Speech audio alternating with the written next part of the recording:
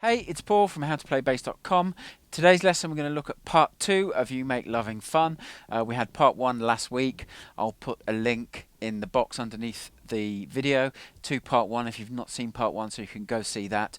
I'll put that link onto my website. It's the easiest way to browse to surf to it. While you're there, if you're not already a subscriber of my free monthly e-zine, click on the appropriate link and subscribe. You'll get a sequence of 4 video and PDF lessons as a thank you for entrusting me with your email address, plus there's a monthly video and PDF tutorial that's exclusive to subscribers. So go and do that. It's definitely worth doing. It only costs you your email address. And let's move on to the lesson and pick up where we left off with part 1. We were at chorus 2, which is around the 1:40 mark of the tune. So we're going to start part 2 with chorus 2. It's around the 1:40 mark of the tune. Play it with the metronome, then we'll talk through the patterns. 2, 3, 4.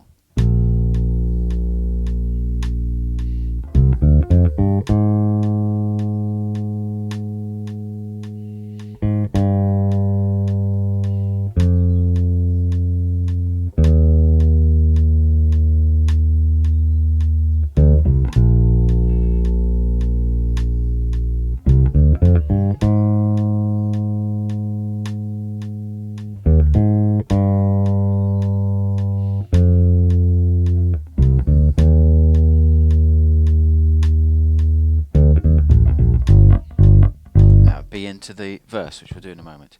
Okay, so 16 bars for this chorus, quite similar with some minor variations to chorus 1, which of course we did in part 1 of the lesson. 2 8-bar sections. The first 8-bar section starts on a B flat chord that's held for 6 beats, and then you've got this run up to the A flat. So you've got C, 3rd fret of the A string, open D string, F at the 3rd fret of the D string, open G string, then you land at the A flat. That B flat, by the way, 1st fret of the A string. So it's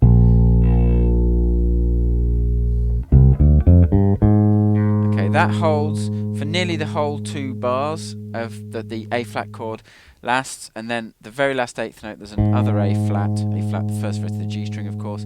Then you've got a G chord with an open G for a bar, an F, 3rd fret of the D string again for a bar, then an E flat held for 7 beats, and then you've got D, open D string, and C, the 3rd fret of the A string, leading you back to the start of the 8-bar pattern again, which again starts with a similar pattern, with B flat for 6 beats, and then this run of,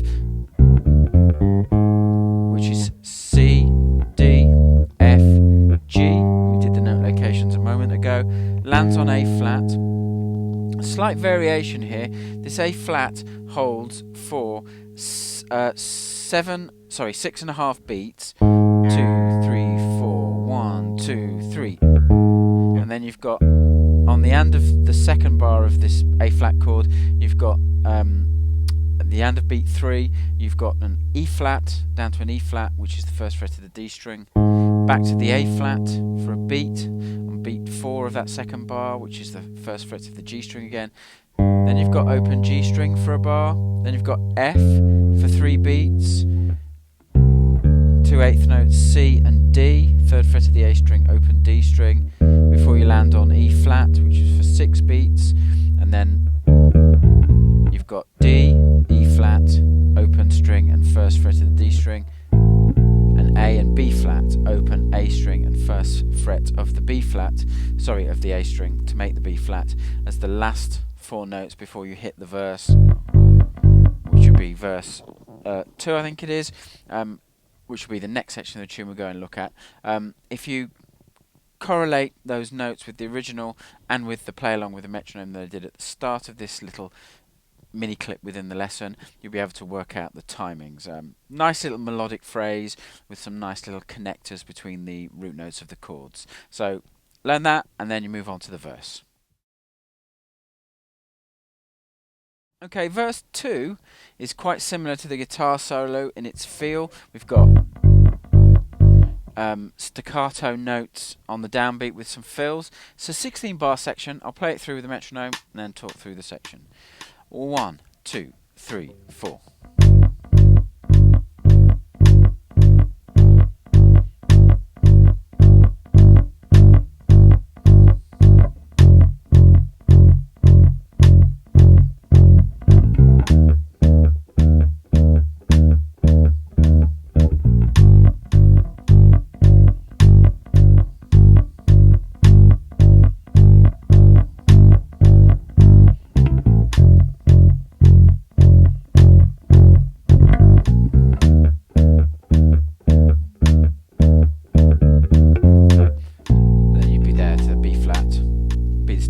section. Okay, let's go through those notes. First 4 bars are just G on the downbeat, 3rd fret of the E string for 4 bars.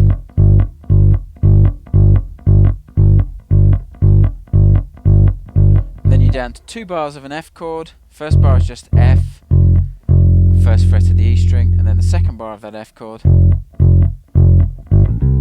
You've got 3 Fs on the beats, then you've got G, the 3rd fret of the E string, open A, C, and then you're up to E flat,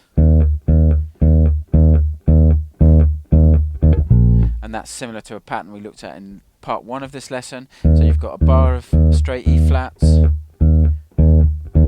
then on the very last beat of that 2nd bar you've got 2 16th notes E flats, 1st fret of the D string, an 8th note B flat, the 1st fret of the A string. Then we're into the second 8 bars. Now the second 8 bars is, the first 4 bars of those are pretty similar, mostly just G, the root note, 3rd fret of the E string, except the very last note you've got 2 16th notes on C, which is the 3rd fret of the A string, and then the open A string, and then you're down to F. So what you've got is a bar of Fs just on the beat, staccato notes again, then you've got 2 more staccato notes, and then you've got this run which is F, G, G, B flat, C, 1st and 3rd frets of the E and A strings respectively, and this is the rhythm: 2, 3, 4.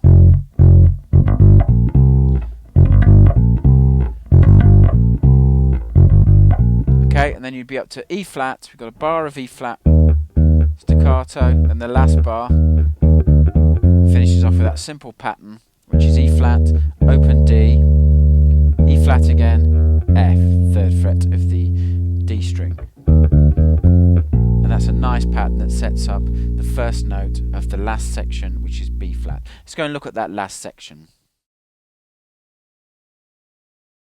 Okay, the very last section is a 4-bar phrase, really nice phrase. It's kind of a variation of the chorus. The chord durations have changed, and they last for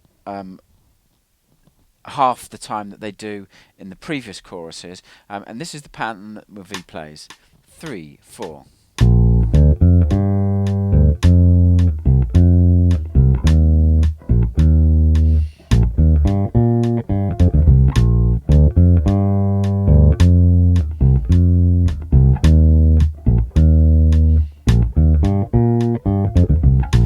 Nice melodic little pattern. So we go through it note by note. The first bar starts with a B flat, 1st fret of the A string, open D to F, F's the 3rd fret of the D string, open G, and then finishes with an open D. And then the next bar starts on F, it's just F, C, F, C. So there's 2 bars together. And then the last 2 bars, the 3rd bar is easy. It's E flat, B flat, E flat, which are the 1st frets of the D and A strings respectively. And then the last bar of this 4-bar phrase, you've got this nice little pattern, which is B flat, 1st fret of the A string, D flat, 1st fret of the D string, open G string, B flat, the octave, 3rd fret of the G string, open G string again, F, 3rd fret of the D string, open D string, C.